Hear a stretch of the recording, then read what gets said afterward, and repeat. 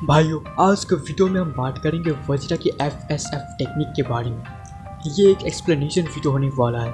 Video शुरू करने से पहले मैं आपको बताना चाहता हूँ कि ये वीडियो एंड तक देखना, क्योंकि मैंने एंड में कुछ इंपॉर्टेंट बताया है और वैसे भी वीडियो छोटा है तो देख ही सकते हो। तो मेरा नाम है किरोड और मैं ड्रैगन बॉल के ऊपर वीडियोज़ बनाता हूँ। इस चैनल पर मैं स्पॉयलर्स, एक्सप्लेनेशन और थ्योरी वीडियोज़ बनाता हूँ। तो बिना देरी के हम वीडियो को शुरू करते हैं। वज्रा के न्यू टेक्निक का नाम है फोर्स स्पीड फ्यूजन, और अगर इसे सीधी भाषा में ट्रांसलेट करूँ तो इसका मतलब किसी भी चीज़ को फोर्स देकर उसे फ्यूजन करके उसे दो या फिर उससे ज़्यादा भागों में डिवाइड करना ही फ्यूजन कहा जाता है।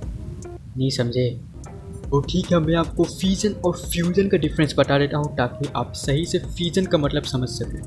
फ्यूजन तब होता है जब दो न्यूक्लियर या बॉडी एक दूसरे से अट्रैक्ट होकर फ्यूज्ड हो जाए और फ्यूज होकर एक अलग ही कंपाउंड बन जाए। और फ्यूजन तुम्हारे सराउंडिंग एनवायरनमेंट में भी बहुत होता है। और गोकू ने उसे स्प्लिट बॉम्ब बनाया था जिसमें उसने नेचर से एनर्जी लेकर एक जगह इकट्ठा किया था, वो भी एक ही तरीके का फ्यूजन ही है। पर फ्यूजन फ्यूजन का उल्टा है। जितने भी यूनिसेलुलर ऑर्गेनिजम्स होते हैं वो भी force speed fusion technique use करके, क्या बोल रहा हूँ मैं, जितने भी यूनिसेलुलर ऑर्गेनिजम्स होते हैं वो भी फ्यूजन करके ही खुद को रिप्रोड्यूस करते हैं, like bacteria, amoeba etcetera etcetera. Fusion जो है वो पावर प्लांट न्यूक्लियर एनर्जी बनाने में यूज़ होता है, और फ्यूजन कराने के लिए बहुत ज़्यादा फोर्स की भी ज़रूरत होती है। इसीलिए मैंने आपको लास्ट वीडियो में बोला था कि वज्रा को बहुत ज़्यादा फोर्स देना पड़ा होगा मोड़ों के अंदर से एनर्जी निकालने में। और सेल डिफिजन ये भी एक तरीके का फ्यूजन ही है। इसका मतलब आपके साथ भी फ्यूजन हुआ है।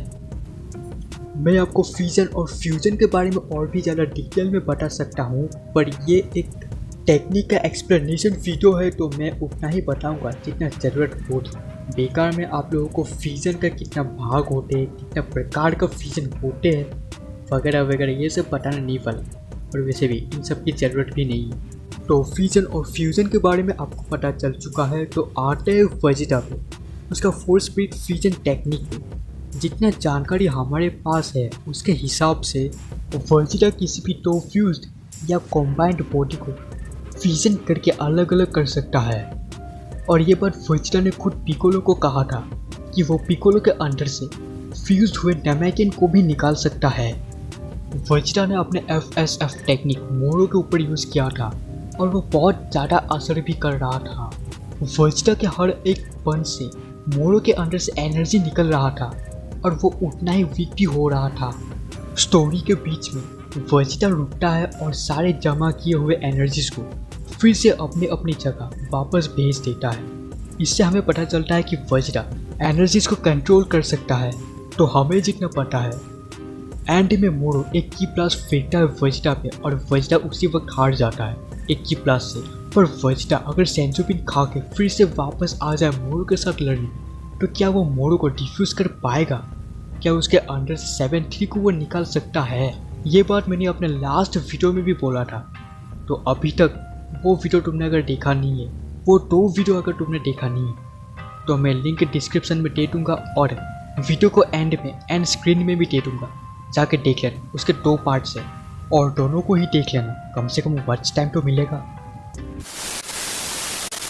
तो आते हैं अपनी इम्पोर्टेंट बात पे। जैसा मैंने शुरुआत में बोला था, एक्चुअली कोई इम्पोर्टेंट बात नहीं है, बस यही कहना था कि आप लोग कमेंट करो कि किस चीज़ के ऊपर आप लोगों को वीडियो चाहिए, किसी चीज़ का एक्सप्लेनेशन चाहिए या फिर किसी चीज़ का थ्योरी वीडियो चाहिए।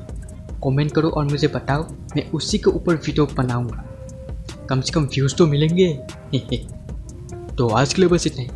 वीडियो यहाँ तक देखे हो तो वीडियो को लाइक, शेयर और सब्सक्राइब कर देना, और मैं मिलता हूँ तुमसे मेरे अगले वीडियो पे।